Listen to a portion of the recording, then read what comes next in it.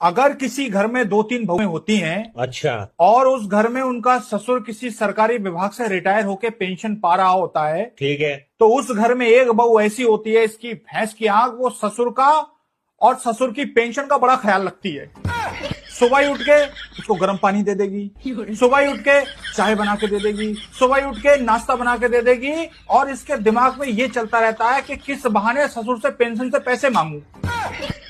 और जब खिला पिला के जब बर्तन उठाने आती है तो धीरे से कह देती है, पापा 3,000 रुपए चाहिए थे, इसकी दवा आनी है। तो कहते हैं ले लेना। तो इसकी भैंस की आंख धीरे धीरे पापा की पेंशन को कुतरती रहती है।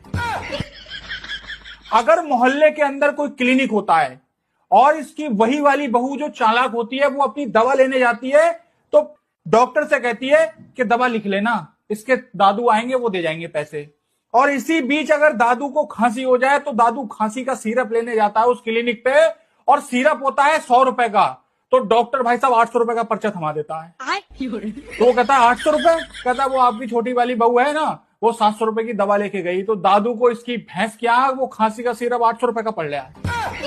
घर के अंदर गेहूं पिसाई के पैसे देने हैं, सिलेंडर के पैसे देने हैं, प्लम्बर के पैसे देने हैं, सफाई वाले के पैसे देने हैं, तो भाई साहब सीधा पापा से मांगेगी, पापा 400 रुपए दे दियो, पापा 300 रुपए दे दियो, इसके देना है।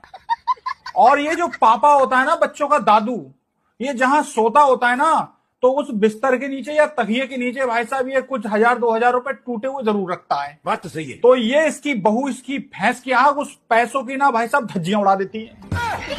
धनिया मंगाएगी तो फिरियानी से पैसे खींच लेगी, सब्जी मंगाएगी तो पैसे खींच लेगी, तेल मंगा रही है तो पैसे खींच ले रही है इसकी भैंस की आंख। और इसका बच्चा रो रहा होता है चीज के लिए, तो कहती है दादू के पास जाओ, दादू के सिरियाने पैसे होंगे। तो इसकी भैंस की आंख उसकी पेंशन की भाई साहब टेंशन बनाए पड़ी है।